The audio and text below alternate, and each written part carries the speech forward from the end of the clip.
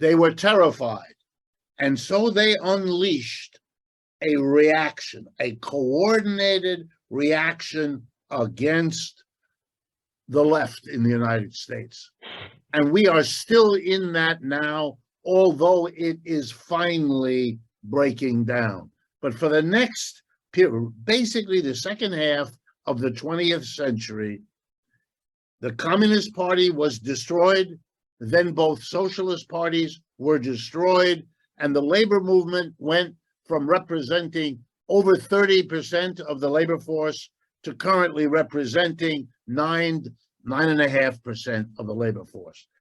The United States' economy is in the worst condition of our lifetimes, and it doesn't look like it's getting any better. It looks a great deal like it's getting worse.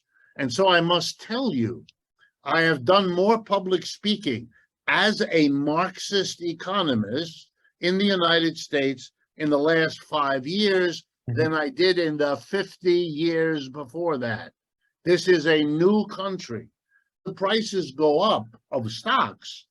Two things happen that are interesting. The wealthy people who control the society, they think the economy is in good shape. Why? Because at the end of every month, their stock portfolio is worth more than it was.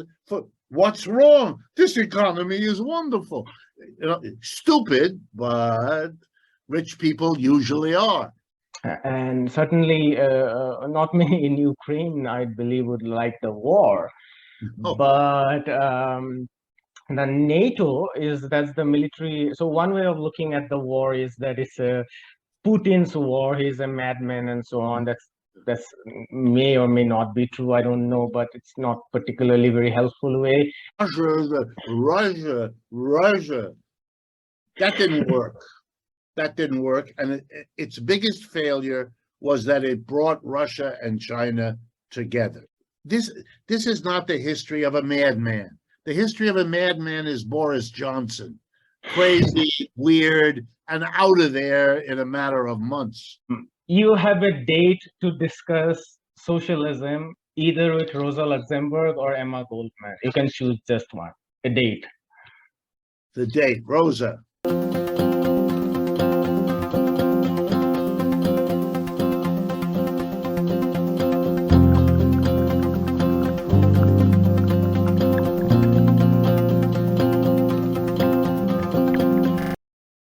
Hello and welcome. Today we have a very special guest with us, Professor Richard Wolff. Richard is an American Marxist economist known for his work on economic methodology and class analysis. He is Professor Emeritus of Economics at the University of Massachusetts Amherst and a visiting professor in the graduate program in International Affairs of the New School. Richard has also taught economics at Yale University, among others. Richard co-founded the non-profit platform Democracy@Work. His weekly economic updates on YouTube is well known for its critical analysis and informative news. Richard, welcome to India and Global Left. Thank you very much. I'm glad to be here. All right. So you are an Ivy League product. You studied economics, which is cool, but you are also a Marxist. Let's start with this. Walk us through some of the events and contexts that have convinced you the utility of being a Marxist. You have lived through the McCarthy years. You have seen both the excitement of the Chinese Communist Revolution and the horrors of the Great Leap Forward and the excesses of the Cultural Revolution. You've also seen the rethinking from within the left in the 70s, led by the French intellectuals, but quickly spreading to America and elsewhere. You've seen the dramatic collapse of the Soviet Union that also came with the rapid spread of neoliberal war throughout the globe, and then leading to the 2008 crash, and then COVID finally. So what has kept you alive as a Marxist? Okay. That's a wonderful question, but you know, the proper answer would require me to offer an autobiography, and my time and your tolerance would be severely tested if I did that. I think the former would be true. All right. You are very polite. Thank you. Let me try to give a shortened answer. I was born in Youngstown, Ohio. It's in the middle of the United States. And at the time, my father worked in a steel factory because that part of the country produced the steel that went into the automobiles produced in Detroit. Youngstown, Ohio stands now like a mausoleum, like the headstone in a cemetery of what capitalism was in the United States. Back in the 1960s, 70s, 80s, when presidents visited the United States president would take them to Detroit and show them this great center of capitalist industry, General Motors, Ford, Chrysler, the great companies, workers earning wages that would allow them to have their own automobile, their own home, 2 weeks vacation in the summer, and so on. Even Black American workers earning good pay, et cetera, et cetera. It was considered to be capitalism's industrial success, and coupling that with the position of the United States as the global superpower at that time. Just to give you an idea, the population of Detroit in 1970 was around 2 million people. The population of Detroit today is around 700,000 people. In other words, the vast majority of the people of Detroit lost their jobs, lost their homes, and have been scattered around the country. This collapse took 40, 50 years from the 70s to the present. Detroit is collapsed, Youngstown's collapsed, Cleveland is collapsed. I could spend the next half an hour listing the collapsed cities and countrysides. This is the Rust Belt we are talking about. Famous. That's right. Yeah. But it extends into the South, into the Northeast. It really is one.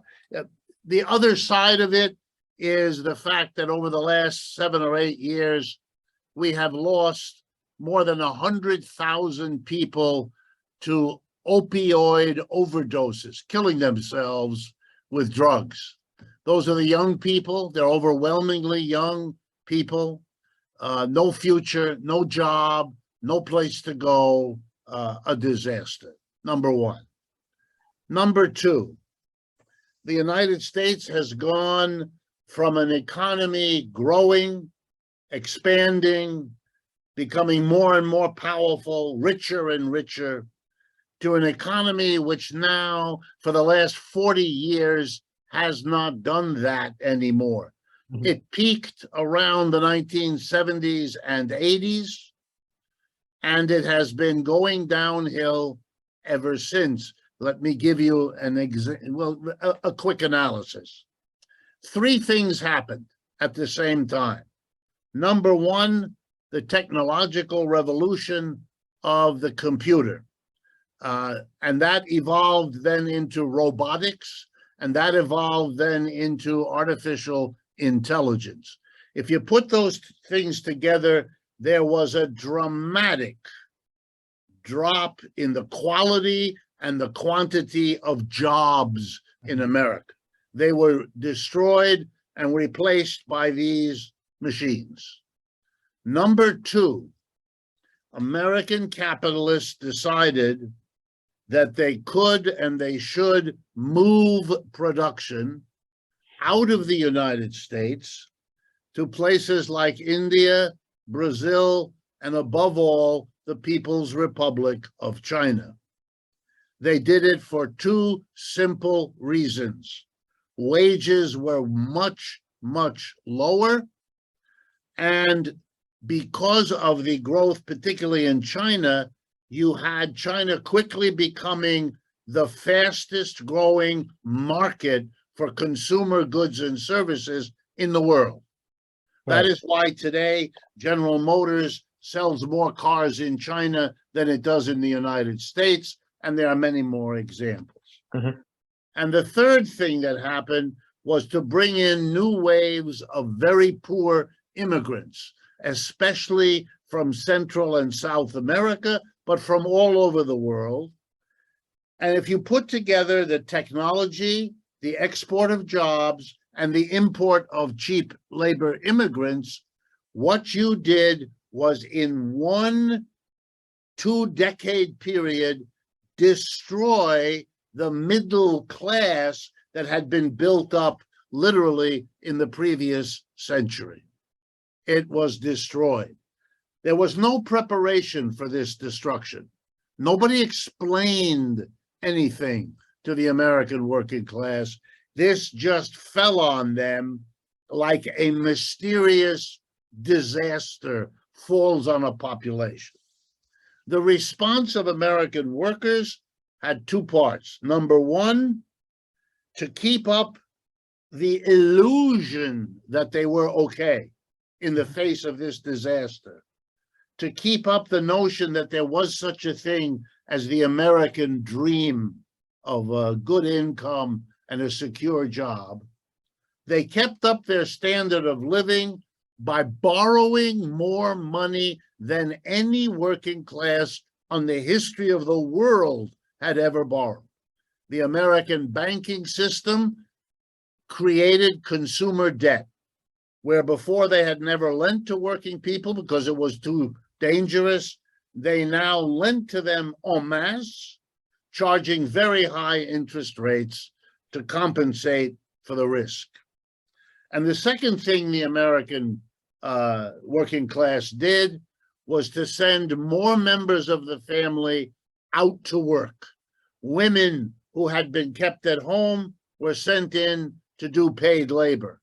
Elderly people who had retired went back into the labor force. Teenagers were pushed to work on weekends, or you had a family whose relationships dissolved because they couldn't see each other anymore. Everybody was busy running to their job. A lot of these are reversals of what happened in the 30s with the New Deal. That's right. Pension system and stuff. Yeah, That's go right. on. All of that. Go on. Politically, it's important, and you bring it up, for everyone to understand that the first shock to American capitalism was the Great Depression, 1929 to 1940. Up until then, capitalism had had its usual 4 to 7 year cycles, but they had never been catastrophic on this scale. Remember that in 1933, the peak, unemployment officially 25%, 1 out of 4 workers unemployed, which meant every single family in the United States had somebody, mother, father, cousin, uncle, unemployed. A catastrophe. And out of that catastrophe, in response, the American working class went to the left politically. This was led by a unionizing drive, the CIO, it was called, the Congress of Industrial Organizations.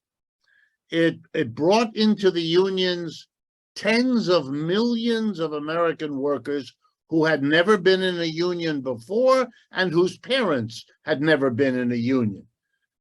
They were assisted by 2 socialist and 1 communist party who all worked together, but the parties were large socialist party, large communist party, and an immense union movement, all working together. And they basically went to the president, Roosevelt at the time, and they said to him, we voted for you, that's why you're president. We are 40 million strong. We are 40 million strong, and if you don't vote for us, if you don't help us, we won't vote for you, and you won't be the president. He was a astute politician. He understood. He made a deal.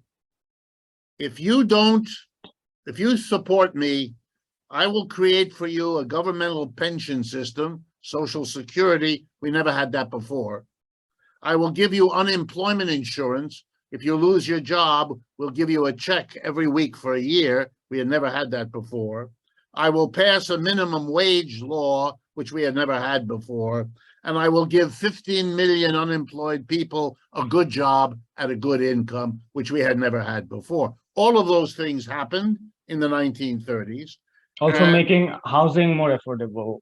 Also, by basically giving the government the right to guarantee a debt from the bank. You could go to the bank, absolutely, borrow the money, buy the house, and the government would guarantee the debt. Right. The combination, all of this was paid for by taxing corporations and the rich. Give me just 1 second, if I may. Sure. Can I interrupt? Sure.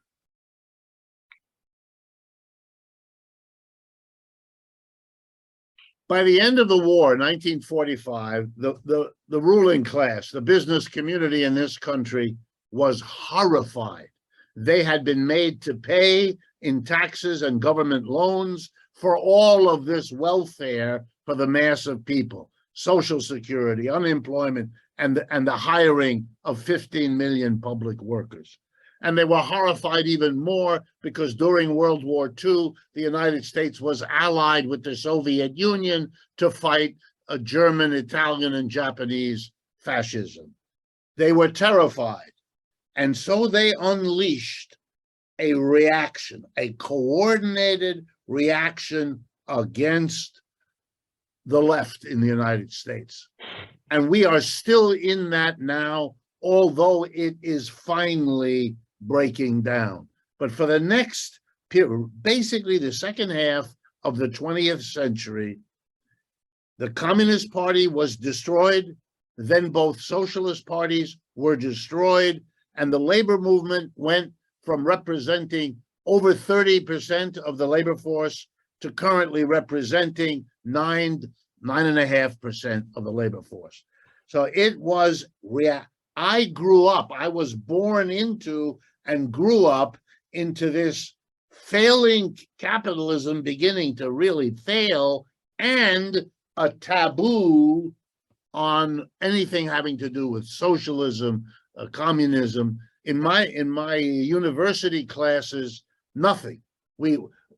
Either there was nothing spoken about socialism or communism, or if there was something spoken, it was dismissed as if it were stupid, as if it were evil, or as if it were some combination of stupid and evil. Childish behavior. And there were many. I am not the only one. There were many of us who began as naive university students to ask questions about what we were seeing. And we began to notice, I particularly, but I wasn't the only one, that my teachers could not answer questions about socialism. They either couldn't because they didn't know, or they couldn't because they were afraid if they answered, then the students would begin to say, oh, Professor so-and-so, you can talk to him because he knows about communism and socialism. And the professors were terrified that they would get the reputation. So nobody was there to teach me. Let me explain to you. I was a student at Harvard my first 4 years. Then I went to Stanford, and then I went to Yale to finish my education. I spent 10 years of my life in the Ivy League. 2 semesters a year, 20 semesters. Only in 1 semester did I have a teacher who gave me 1 word of Karl Marx to read. In the other 19 out of 20 semesters, not 1 word.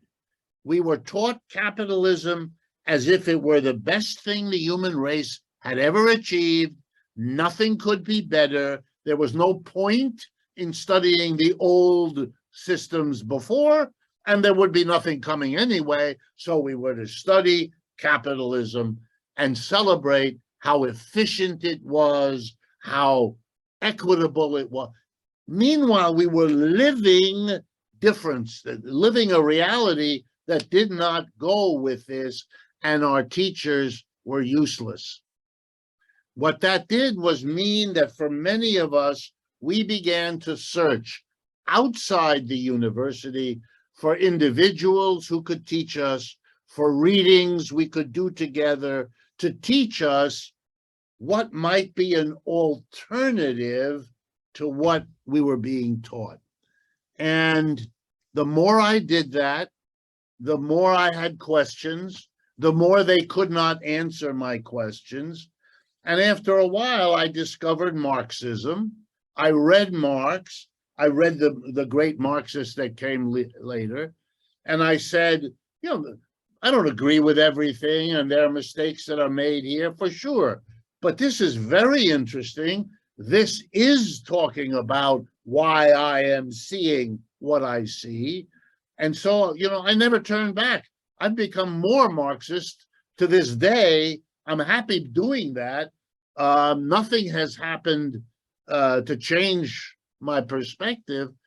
I think United States capitalism is in the worst shape of my lifetime. And you might be surprised for me to tell you this, but when I meet with my colleagues who are to my right or my left or in the middle, we don't agree on how the United States got into its current situation, and we don't agree on how to get out of it. But here's what we agree about. The United States' economy is in the worst condition of our lifetimes. And it doesn't look like it's getting any better. It looks a great deal like it's getting worse. And so I must tell you, I have done more public speaking as a Marxist economist in the United States in the last 5 years than I did in the 50 years before that. This is a new country.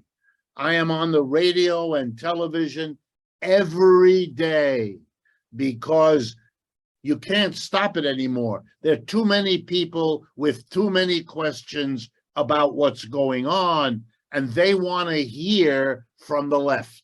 And our left is small because we're coming out of the history I just summarized with you. But even though it's small, it is now growing quickly, and our audience is immense.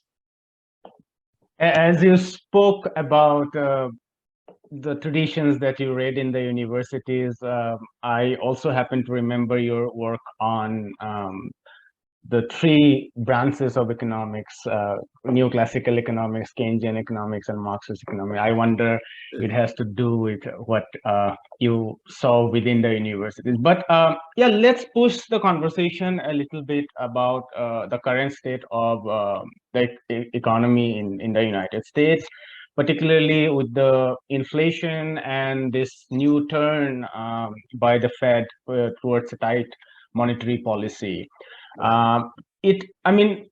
It has come after more than a decade and a half of very loose monetary policy that began post 2008.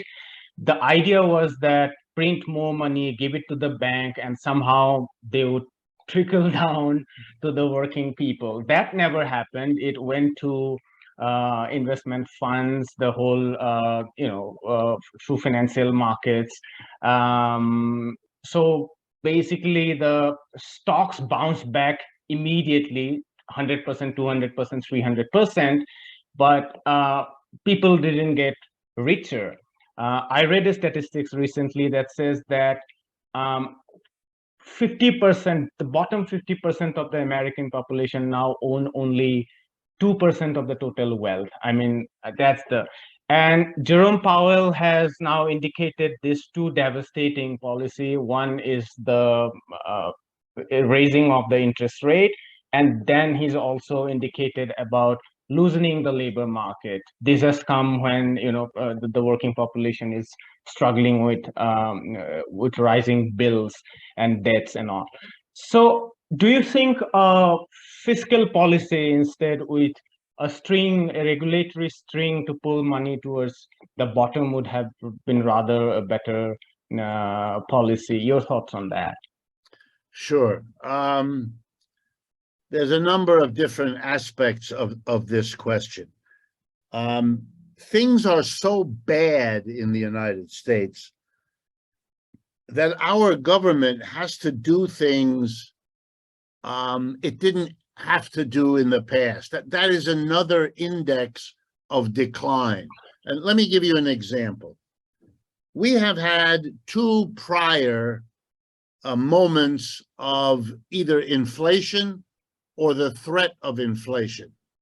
And in both situations, the government of the time, Democratic in one case, Republican in the other, chose to deal with the inflation, the actual one in one case, the imminent one in the next case, by doing something other than raise interest rates. But the problem in the country now is so serious, the breakdown so severe, that we are not permitted as a country to discuss what Roosevelt did in the early 40s and what Nixon did in the early 70s to stop inflation, both of which were successful. We act in the United States as if that never happened. Mr. Powell controls the conversation so that the Federal Reserve tells the people the only way to deal with an inflation is to raise interest rates. Now, he knows, just like you do and I do, that that's not true.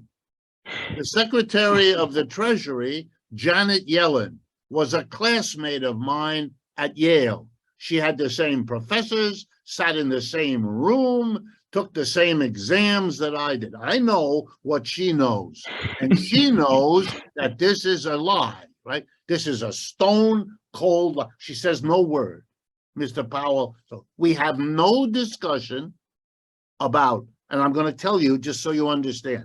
What did Mr. Nixon do? August 15th, 1971. He goes on the television here in America and he says, we have a terrible inflation running 12, 15% a year at that time. So even worse than now. We have a terrible inflation.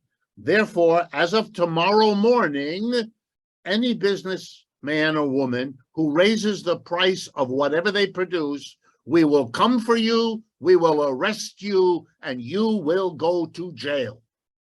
Any union that raises the wages, same thing. In other words, it came to be called here a wage price freeze. And it was originally set for 90 days. It lasted longer than that.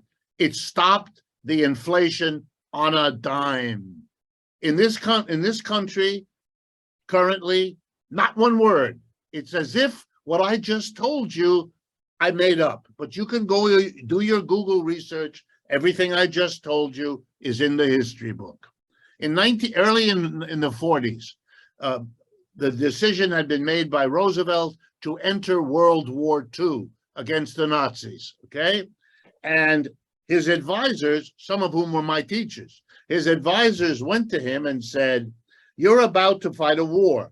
You're going to move all these resources out of the consumer sector to produce for the war, guns and bullets and ships and uniforms and all the rest of a military. That means there's going to be a sudden shortage of consumer goods. And there's no cut in the demand because that's the people want to eat and drink and drive and all the rest. So if you don't do something, you're going to get an inflation. If you allow the market to handle the shortage, you're going to get the market result, and that's going to be rising prices. And that means poor people and middle-income people will be priced out of the market. They won't be able to afford the higher prices. And you know something? That will make them angry. They're going to see rich people buying milk to give to their pets rather than you being able to get milk for your children. Okay, so you're going to get tension in a society just about to fight a war. That's lunacy. In a war, you need your people unified together, not bitter with each other. So guess what they did? They decided, okay, we don't want the market. They threw the market out. Notice this, you study economics, how hard it must be for Americans to get their idea around the market was declared to be an inadequate institution for the community. And instead, the government printed what were called ration books. And inside the ration books, you had little ration stamps, looked like postage stamps. And if you went to the store to buy a rationed commodity, you didn't pay with money. If a businessman accepted money for a commodity, he would go to jail. So the only thing you needed to pay with this ration card, and that went for meat, milk, gasoline, coffee, sugar, and I could go on. Basic thing for the mass of people.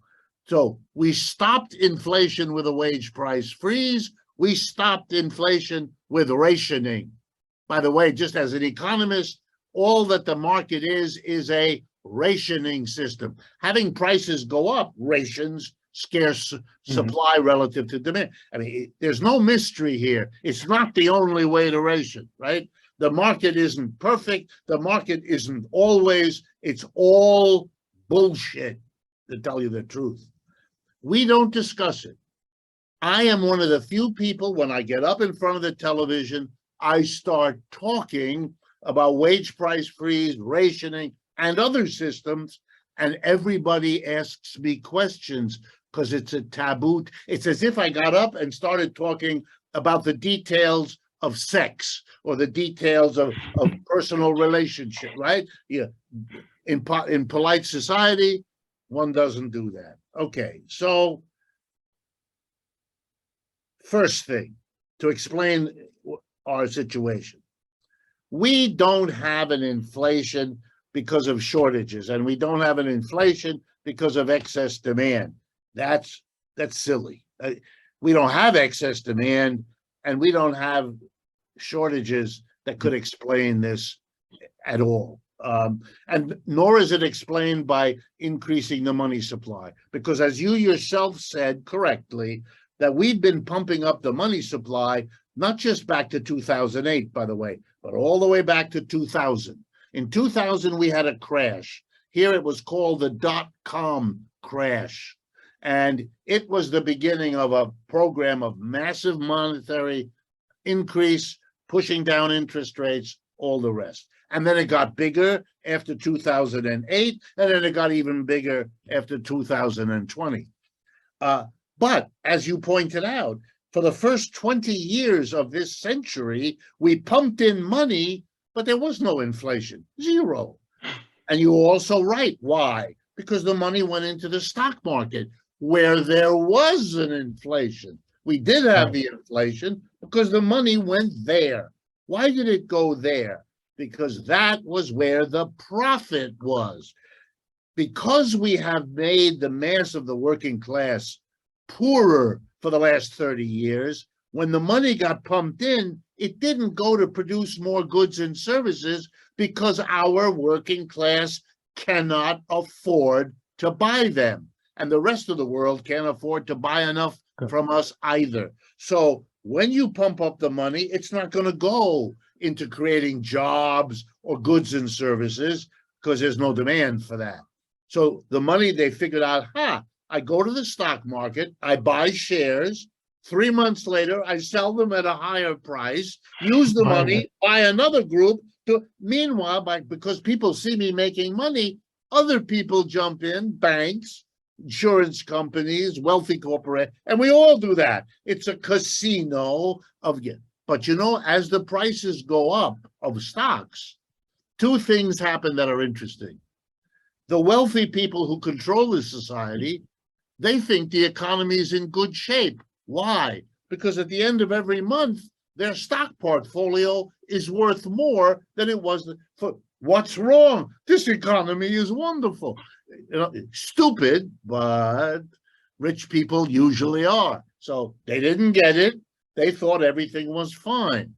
At a certain point, as the prices kept going up, you began, as you always do, to get the commentary of people in the stock market saying, look, you can't buy a share of stock for $100 if the flow of cash coming into that company is 12 cents per share. All right, it's gotten out of, don't send more money in there. You're going to get caught with a stock that collapses because the price is out of control. Suddenly, around 2020, 2019, there began to be the anxiety about how high the stock market was. And at that point, once you begin to hesitate, it's a self-fulfilling prophecy. If you begin to make happen what you were afraid might happen, you may, and now the prices start coming down, and then the panic starts. And it really gets going slowly in 2020, begins to go up in early 21, and the minute people see that, they bail. So the stock market has been, since the first of this year, down. I don't know if you follow, but here in New York, the stock market is down 20 to 30% across the board, and there's no end in sight. And just then, corporations made the decision, whoa, going into the stock market is no longer the profitable thing to do. What can we do to make money now? We don't want to borrow because producing more goods, the people can't afford it. We don't want to go in the stock market because that's too dangerous now. Solution. There is a new profit strategy. Raise prices. That's what they do. They raise prices. Everybody raises prices.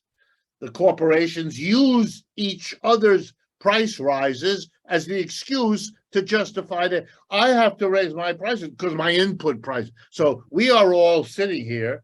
I have to remind Americans that 1% of the people are employers and 99% of the people are employees. Employees don't set prices. Employers set prices. 1% of the people in this country set the prices that the other 99% pay. So we have an inflation driven by the need for corporations to make more profits. That need hasn't gone away. The competitive pressures on them remain.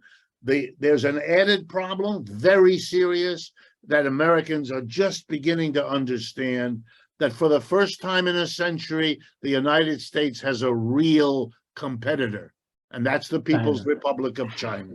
And so they can't do in the world what they did before. You can see it in Ukraine, with the Chinese are behind the Russians and so on. The end result is they don't know what to do. They didn't expect this inflation because they didn't understand what the money situation was. Now that they realize it's very serious, I mean, to give you just two examples, real wages of workers in New York City. I'm sitting in Manhattan, in the middle of New York City as I speak to you. Real wages in this city dropped by 9.5% over the last year, September 21 to September 22.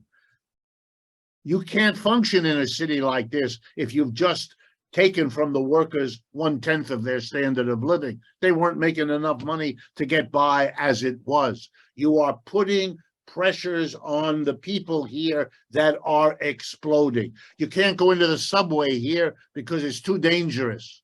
You see our politics. We have lunatics in the Republican Party. We have barely better than a lunatic in the Democratic Party. People are hating each other and dividing. You know, whatever bitterness in India goes with the partition back after the war, and Bangladesh and Pakistan and Muslim Hindu, we are developing very similar hatreds and bitter and competition.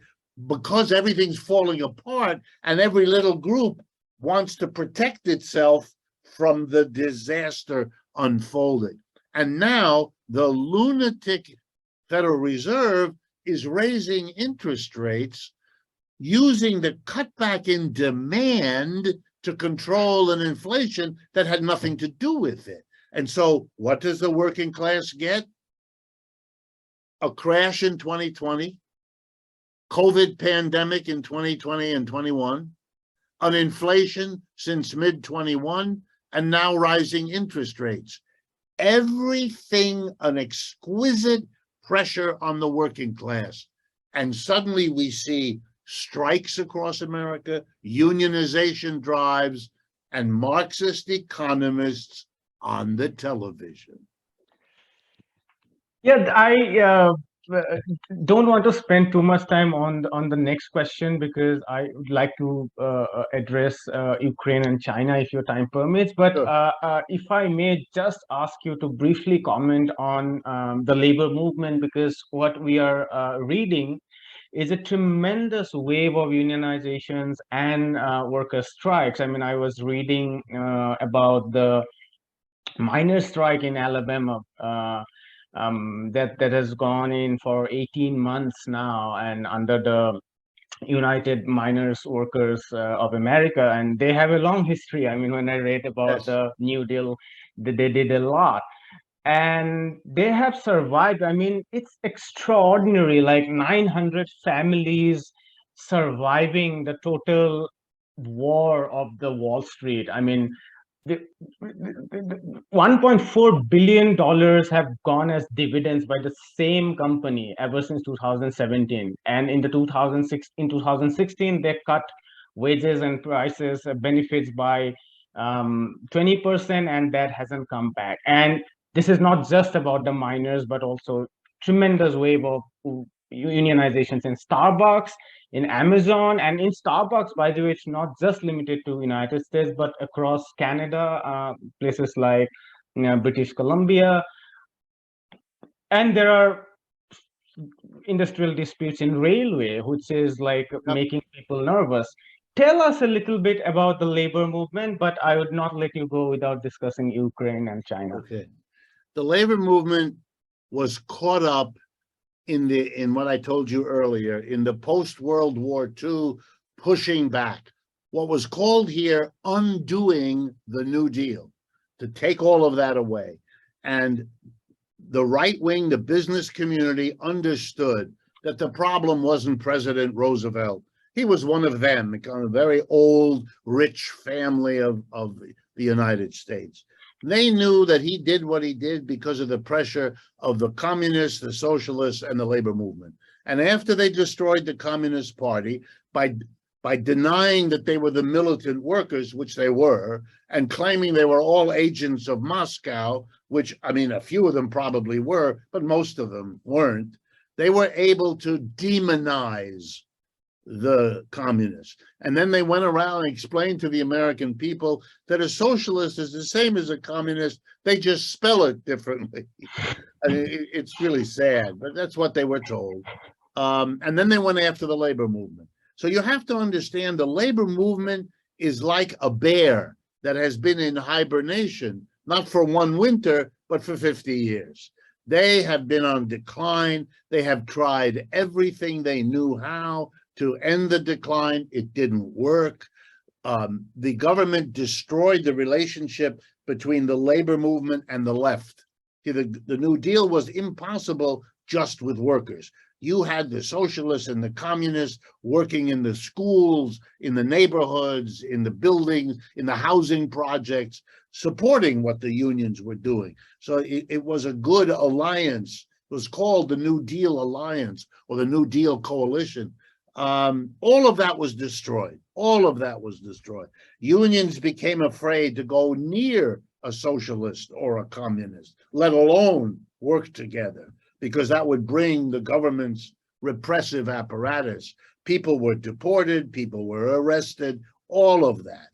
And pretty soon the unions, they gave up. I mean, they got leaderships who simply They were gave also co-opted into the bureaucracy yes, soon after. co-opted. A clever employer began to say, we need to have a new vice president, and why don't you, the head of the union, we will hire you, you come on our side, and then you can tell us who are the bad workers. It's just awful, awful. It's the atrophy of an institution. So what you have now is three things happening at the same time.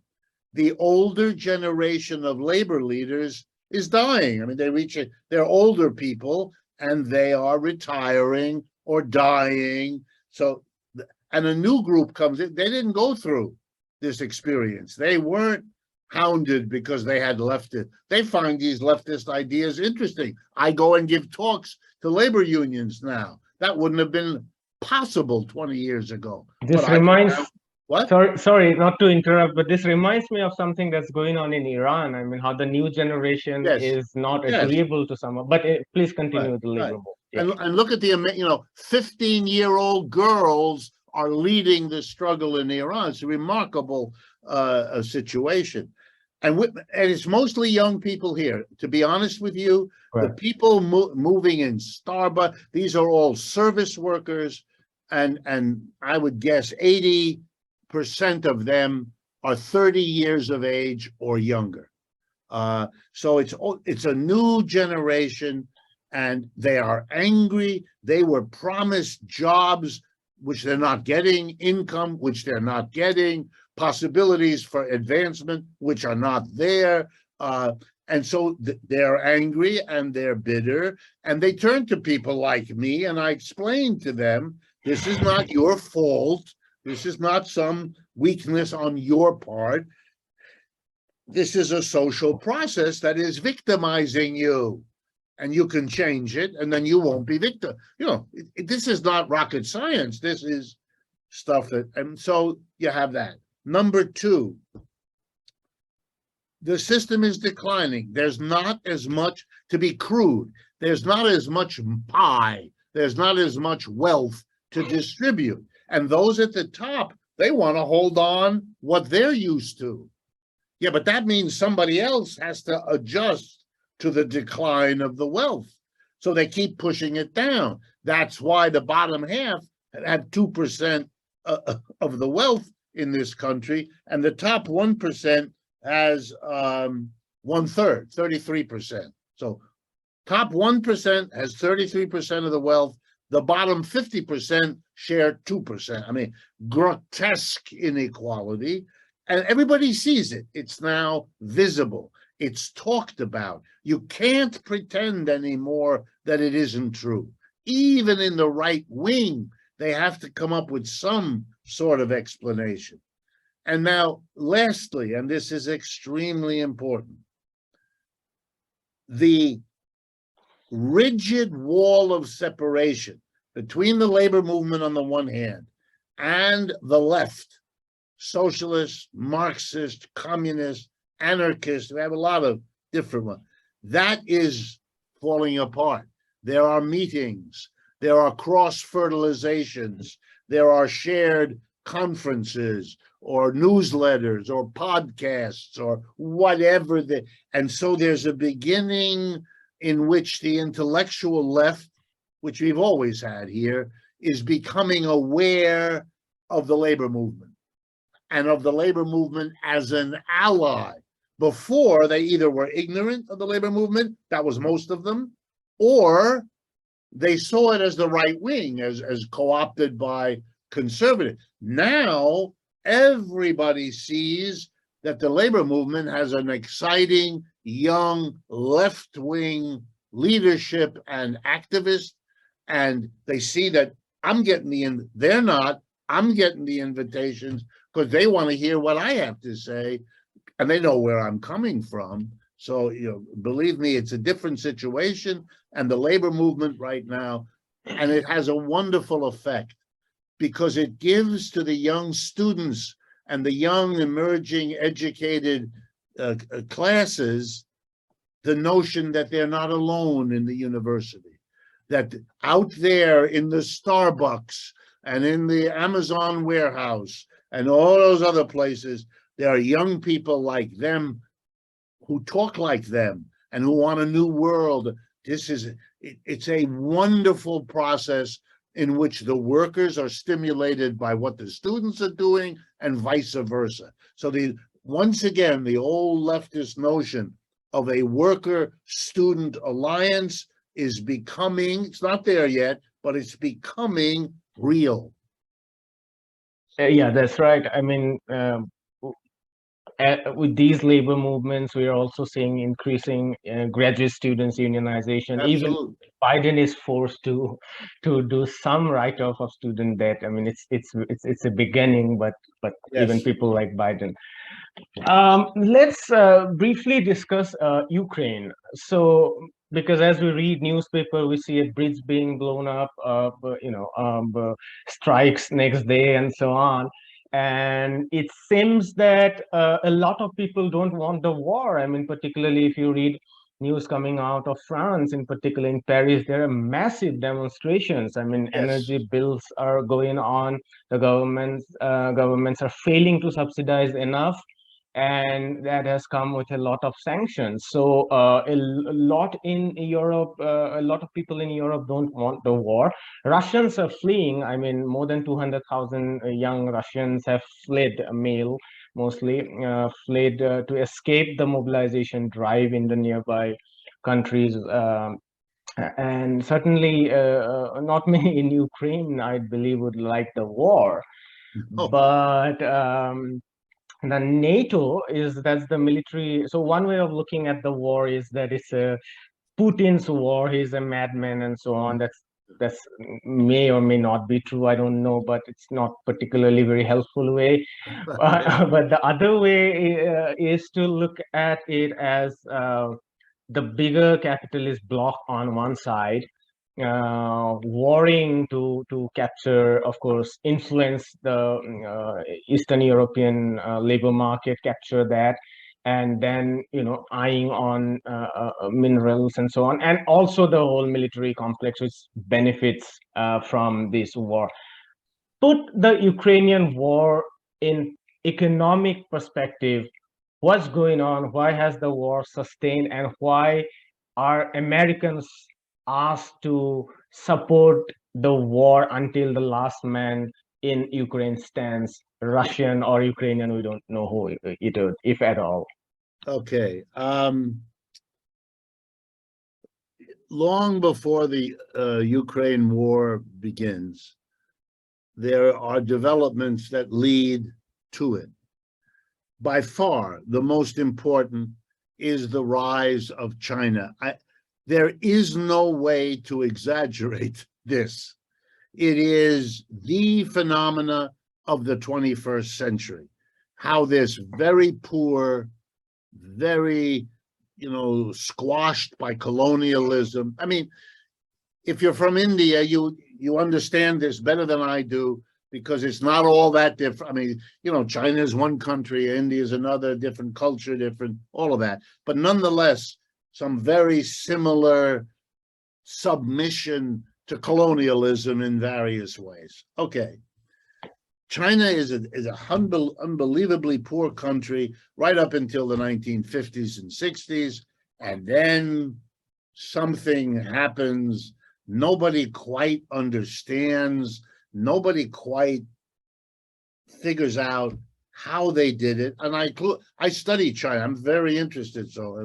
But to be honest, very few of us really got it. But by 10 years ago already, it becomes clear that there's no limit. What the Chinese are able to do in what is historically a very short period of time is astounding. They now compete with Apple, with Google, with Microsoft, with any of them, and are ahead in a whole number of technologies. They're ahead of the United States. Every effort to slow them down fails. President Trump's tariff wars failed. President Trump's trade war failed. President Biden's continuation of those policies failed. I mean, just fail. They don't know what to do. This is a absolute game changer, number one. Number two, because of their success, excuse me 1 second, I'll be right Sure. back. Hello. Hi, I'm in the middle of an interview. I can't stay on. Okay, just sorry. So the first issue is China, and not only has China developed itself, but China, for a whole host of reasons, it needs. It built itself up as an exporting economy powerhouse.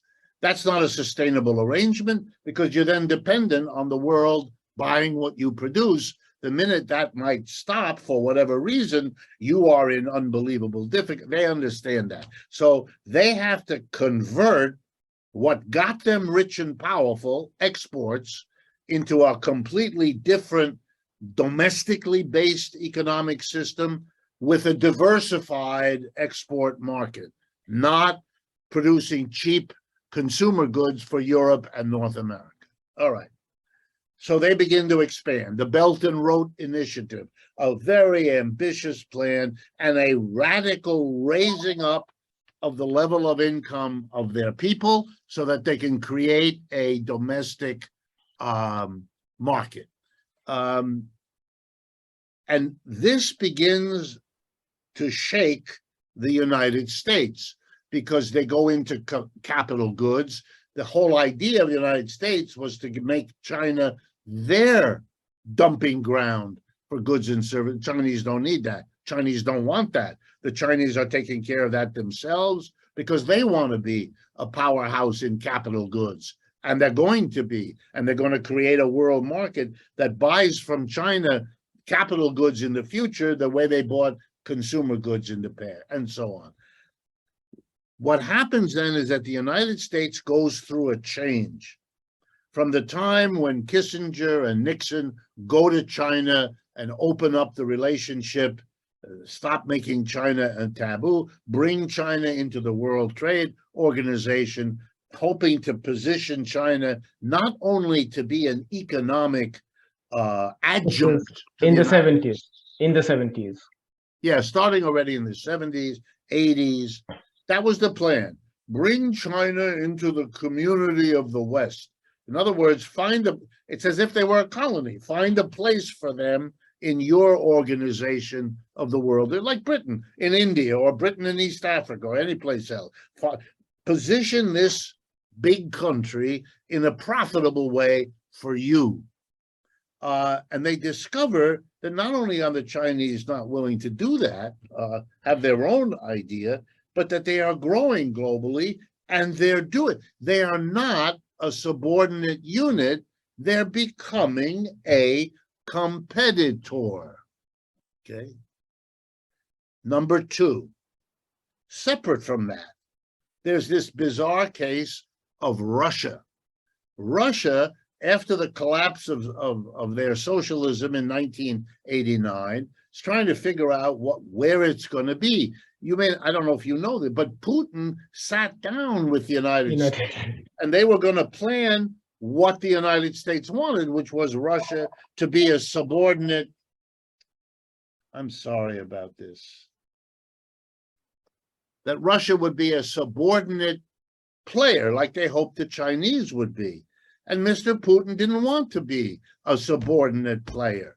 And so he kind of backed away, but he was very anti-socialist, very anti-communist, openly so, consistently so.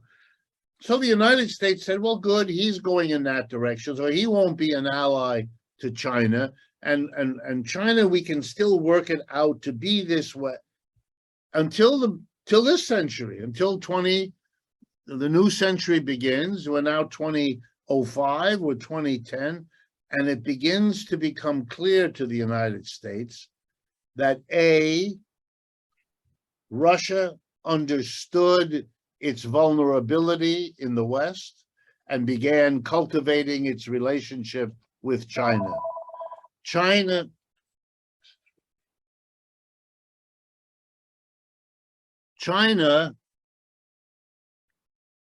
began to see the resistance in the United States, began to understand where that was likely to go. And so it cultivates its relationship with Russia for lots of reasons. So they begin to go together. Then the United States begins to panic because the domestic difficulties showing up in the collapse of the middle in this country, the collapse of the middle class, but also the collapse of the political expression of the middle class, which is the establishment of the Republican and Democratic parties, who presided over American capitalism across the 20th century in a very polite, you can have the government for these 4 years, then you can have it for those 4, then we'll give it back to you, and we will all pretend that this is momentous.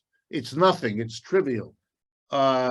Or we'll get all excited about secondary issues like whether you can go to the bathroom if you're a trans person, or that level of, and I don't mean to be, I'm not dismissing the issue.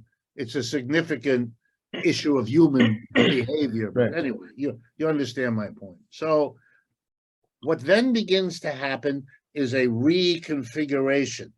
The United States gives up already, I would say, by 2010. The Chinese are now becoming uncooperative, and the Russians are uncooperative. But there's still the notion we can split them, keep them apart. But internally, it becomes impossible because the middle class is disappearing, and the old establishments of the political party cannot hold on. The Republicans collapse and are taken over by an extreme right-wing Trump. The left holds on, the Bidens and the Obamas and the Clintons, they hold on, but the life, the enthusiasm, everything is Mr. Bernie Sanders over there. So the writing is on the wall. We, the establishment Democrats, we have to do something to recapture somehow our political position. Out of this mess comes a set of decisions. Number one, that we are going to go after Russia. We're going to we had our great moments in the second half of the 19th century when the Cold War demonized Stalin and Khrushchev and all the others, and we had unity of Republicans and Democrats again, and we, the Democrats, can lead the resurgence of really the detail that these Russians were not Marxists, were not socialists, were not, made no difference at all because it never had been the issue. It never had been the issue. Anyway, so they went after Russia. This meant that the Russians reacted. This is the role the Russians have always played. And so the Russians reacted by being friendly to the Republicans here in this country. The Democrats interpreted this, not because there was much evidence, there wasn't, but because it fit their worldview, that the reason Clinton lost to Trump in 2016 was because Putin organized hackers to play with the voting machines, okay? The total shit, but, in America, if you hire enough advertisers, you can sell garbage to anybody, okay? So this was sold. Mr. Trump comes in. He sees the way this is working, and his advisors tell him, you can win over the Russians, you can continue with that program of splitting them, but you've got to have an external enemy, because that's how American politics works. There has to be an external enemy. From the beginnings of this country, you had to make the indigenous people here, the people we mistakenly called Indians, we had to make them evil in order to kill all of them, which we did. And we have always had to demonize somebody. Somebody is a savage who wants to destroy it. That way you could do it. Anyway, so what Trump does is he makes China that. He teaches China that there's a lot that can and will be done to hurt you. And that when a leader in the United States does it, even if he is an exceptional, unusual, kooky kind of leader like Trump, you notice that the rest of the ruling class here did not punish Trump for that, did not disagree. They just were quiet, let him try. So let's see what he can, if he can smash the Chinese, good for him. So he tried. He failed, but he tried. Once Mr. Biden gets in, he is now going to go back to the script about Russia. Russia. That didn't work. That didn't work. And its biggest failure was that it brought Russia and China together. It really made them allies in a way that even your Mr. Modi has to realize he doesn't want to be caught between these two, one on his north, one on his to his east. You know, whoa, this he's not stupid. He's not going to go there. So we have this alliance now. So what's Ukraine? Nobody in the United States cares about the Ukraine. I mean, look, it's horrible what's going on there. There's destruction of people. That's always awful. But the truth is, to be honest, most Americans have no idea what Ukraine is. My students cannot find Ukraine on a map. You know, there is Ukraine. They see it in the newspapers, or now they know, but there is no interest. Nobody thinks the Ukraine represents a basic interest of the United States. It never has. It doesn't now. So what's the issue? The issue is, here is a way to weaken China by weakening its ally. And how do you weaken the ally? You make it use up its military and exhaust its people and divide its people. The idea is the way the Taliban kept bothering the Russians in Afghanistan is your model. You're going to exhaust the Russians in the Ukraine, and that weakens China, and that's all anyone is interested in. When you can get excited, when you can say to yourself, look, well, wow, once we've defeated the Russians in Ukraine, then we can carve up Russia into 10 countries, and no more will we be confronted by a powerhouse. This is all fantasy. Most of the military people that I speak with, they think that war is going to be won by Russia, not by Ukraine. And you have to also remember that the war is really of no interest to almost anybody, not even the Ukrainians. Otherwise, they would not have allowed a war that is basically between the United States and Russia, or between the United States and Russia/China, to be fought out on their territory, killing their people. And you mentioned before 200,000 people running away from Russia to escape the draft, or whatever their reasons are. Let me remind you, 3 to 4 million Ukrainians have left Ukraine. Nobody wants to say why, but I can tell you a little secret. They don't want to serve in the military either. You know, I mean, Americans don't want to serve here. They don't want a war against Russia. Looks like a losing proposition. Here, let me close this with one statistic. The war is not the issue. The war is not what's affecting the global economy. It is the sanctions. It's not the military. The sanctions led by the United States and Britain, to which the the Europeans, Japanese, and a few others have agreed. That's the issue. And the response, the counter sanctions that Putin and the Russians have done, that's what is, wrecking it. And at this point, from everything I can tell, The rise in the price of oil and gas is earning for Russia a heightened revenue that pays for the war. So the war is not on Russia's territory.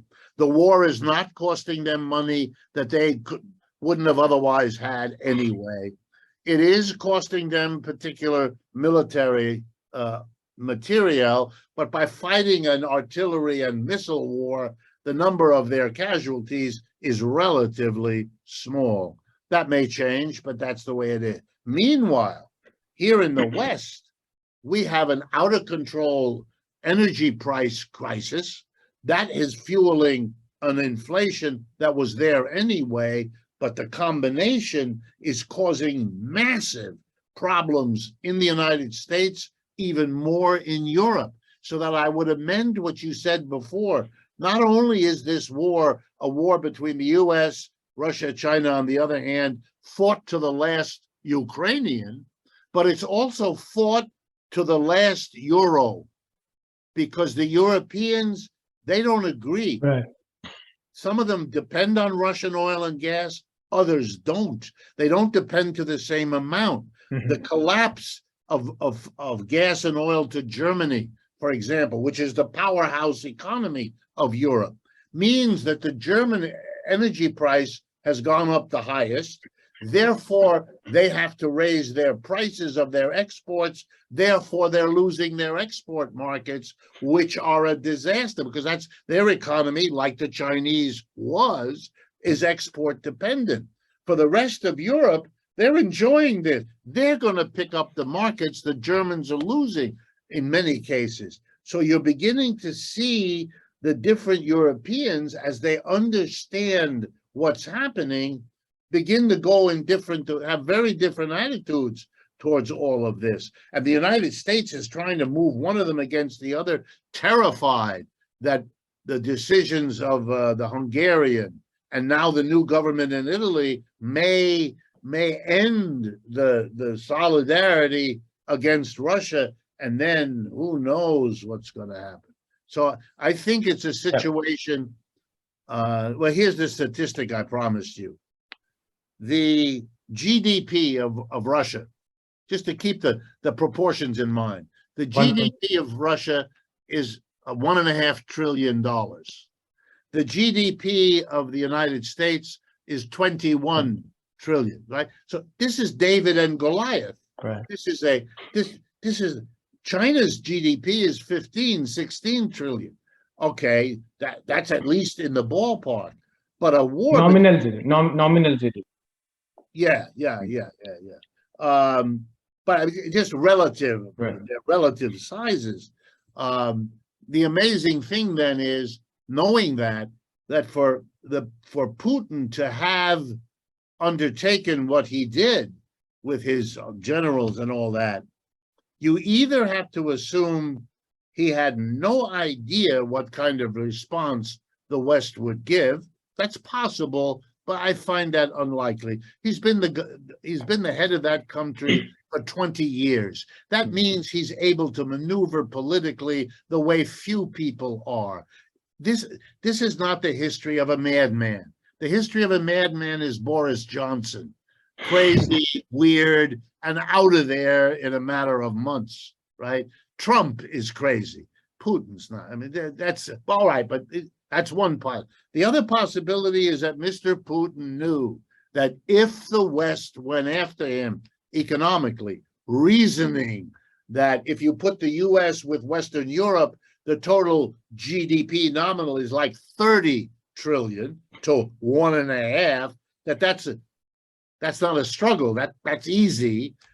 Then if Putin isn't stupid, he knew from Xi Jinping that it wasn't 30 to 1.5, it was 30, 15, 16, 17, and that's a fight. And my guess is he knew, he understands, and he's now, I think this is where I bet, he is going to use the 200,000 to 300,000 reservists he's called up that are training now.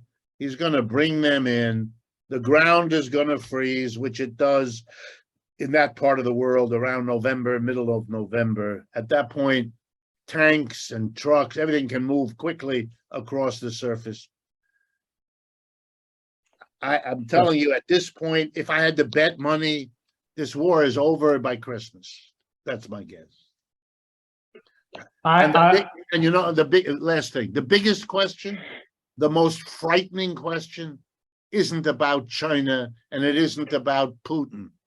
The biggest question has been and will continue to be here. How will the United States respond to yet another defeat? Defeated in Vietnam, defeated in Afghanistan, defeated in Iraq, defeated in Libya, defeated in Syria. Someone here is finally going to connect the dots and understand. And I recently went back to Harvard, invited by a very conservative institute there to debate with one of their leaders, which I did. And the interesting thing I found out, at the end I said, you know, I'm a little surprised, thank you for inviting me. And everybody was very polite. There was nothing like that. But I did ask, why did you invite me? Why me? And they said, because we think the United States misunderstands its position in the world and is taking risks we cannot support. And you come at this, looking at me, from a completely different ideological place, but in a way, you are saying things like us, and that's why we wanted the world to see how that happened, that there are more and more people saying like them, they love capitalism, they love the United States. They think a terrible mistake has been made here, and they include very high officials here. So you can see, even in the United States, there's much more division than the media demonization would let you know. Right. Thank you. I will just let you go in the next 1 minute with a 4 one-word answer. Okay.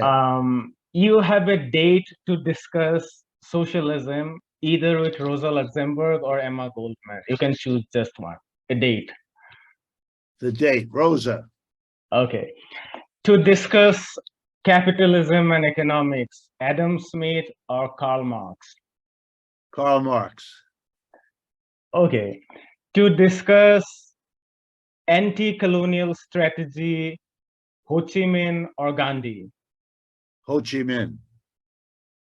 And the last one, in fact, there are two more. To discuss strategies of about revolution, Lenin or Mao? Lenin. And the last one, if you have a time machine and you'd be able to go back in time, which one of these three moments? Spain in the 1930s, Russia in the World War I, or China during the 40s? China in the 40s. Thank you, Professor Richard Wolff. All right.